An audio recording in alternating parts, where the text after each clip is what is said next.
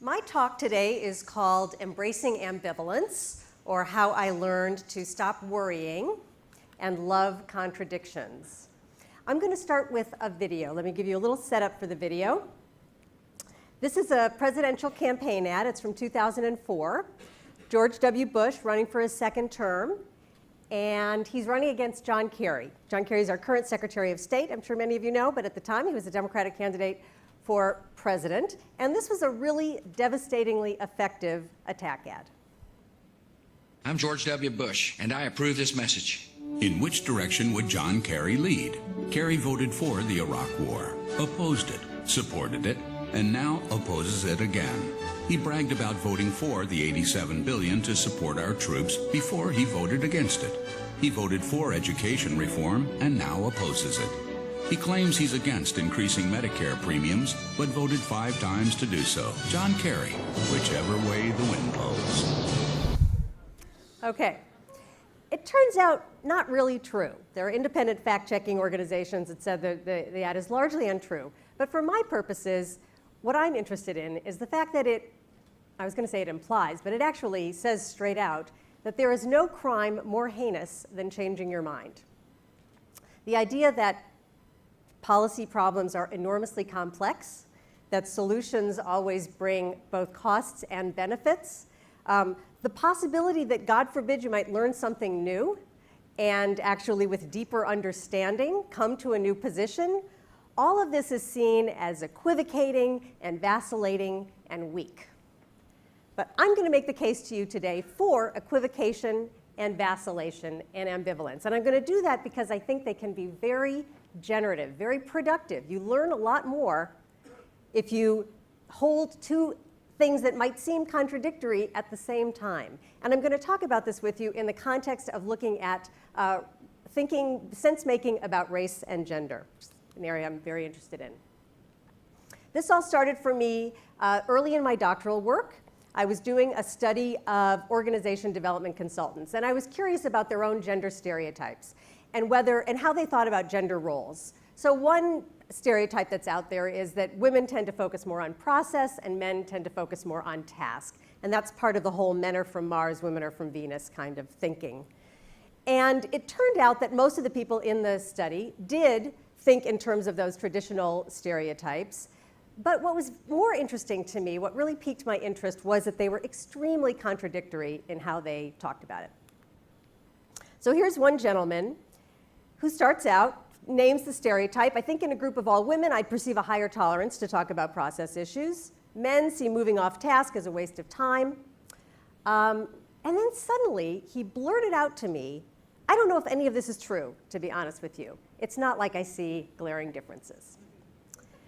So what I noticed was that most of the people I talked to would kind of go between, they would seesaw between these two different positions.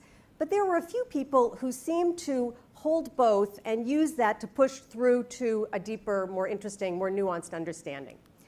So here's a woman, a dense slide, but I'll read it for you, who starts out with really crude stereotypes about men, actually. She says, I'm much more open to discussing the feeling side of business with women. Men are like a 3-gear bicycle instead of a 15 or a 20. They can be angry, they can be quiet. I relax with women because I know talking about this stuff is legitimate. But she moves on, and she moves away from that very simplistic understanding, and she says, I've worked with women who were task-focused. I think the way women act today is different than the way they did 10 years ago. Women are changing. So suddenly we have context. We have the idea that there might be new things in the zeitgeist, that time changes, time period matters. Women can change. She continues, I think with women it depends on the degree to which they have some intimacy with each other. And if they have a formal role, they get into role-playing behavior just like men do. So again, she is bringing in context. Now she's looking more at micro-context, the roles that you're playing, the relationships you have. This suggests that you might even act differently with a different group of people, even in the same day or the same week. So moving towards a more nuanced understanding. For those of you who studied gender studies in college, not the world's most sophisticated understanding of gender, but at least she's making progress away from very simplistic stereotypes. So I continued to look at this. A few years after that study, I started delving more into issues related to race and ethnicity. and I did a long-term study of racially diverse teams of child welfare workers. And I was interested in a number of different things, but one of the things I looked at was, I looked at the role of race in their work. How do they think about how much should they take race and ethnicity into account when working with their families or working with their teammates? And again, I found tremendous contradictions. I'll give you another example here. This is a white woman. When I asked her, should the agency be racially and ethnically diverse? Oh, absolutely, she says, yes. But then she says, oh, it doesn't matter really the color, it's just the person is what's different. This was extremely common. It was so common that my colleague and I called it color minimization. So these folks were not fully colorblind. They did say that race and ethnicity matter, but then they weren't really fully color conscious either.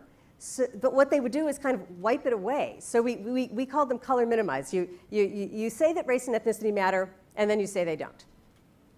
She did this again when she was speaking about a recent friendship of hers, and I actually find this example a little heartbreaking. So she had recently become friends with her team member who was Puerto Rican, and she was obviously pleased by that. She was pleased that she was friends with someone who was different from her own background. She said, I've never been friends with anyone Puerto Rican. And she also was able to identify things that she had learned from her friend and that her friend had learned from her.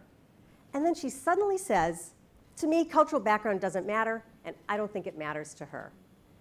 So here she is actually valuing diversity. We all talk about valuing diversity. Here she is actually doing that, valuing differences, and then suddenly wipes it away and says, actually, these differences don't matter at all. Now, turns out Americans are incredibly contradictory in how they talk about race. And this is a really widespread phenomenon that has been noted in multiple contexts. So there's been a lot of research on community dialogues related to race. And those dialogues often end up with this tension between, we're America, we're the land of immigrants, we embrace our diversity, and at the same time feeling a drive towards unity and homogeneity. So the researcher in this particular study pointed out the participants expressed a range of sentiments about the proper balance between unity and racial difference. People are deeply ambivalent. A very different context, a very diverse high school. In this case, the researcher was watching how people talked about race over the course of about a year. And she identifies 6 dilemmas that characterized race talk, including we don't belong to simple race groups, but we do. And race doesn't matter, but it does. And yet a third context. These are people training to be mental health counselors. They were all white in this particular study.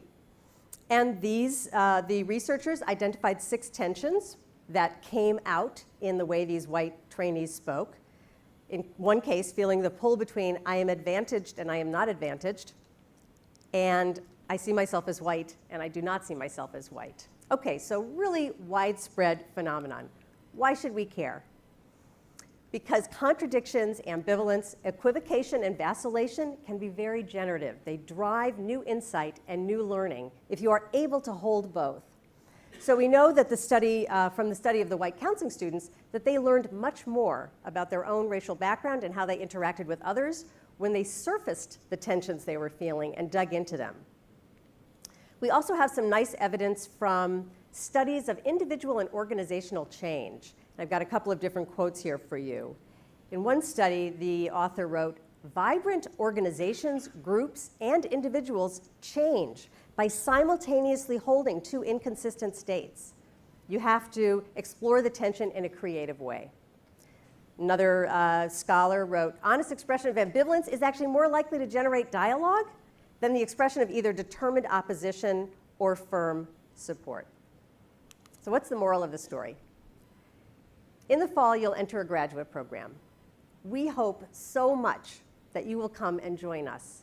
But wherever you go, you will be flooded with new experiences, new thoughts, new ideas, new friendships. And a lot of what you feel, I feel it is safe to bet, a lot of what you will experience is a lot of very contradictory feelings. And you may find yourself pulled between one side of a debate and the other side of the debate. Lots of tensions will arise. I'm asking you to surface those tensions, to hold them up to the light, and to ask, how can they both be true, and what can I learn from that? Don't force yourself into taking one side or the other. When you enter a heated debate in a classroom or your study group or a group of friends, someone's holding this line over here and someone's holding the other one over here. If you genuinely feel torn between the two, let that surface and explore more what that's all about. So in other words, I'm asking you to embrace ambivalence.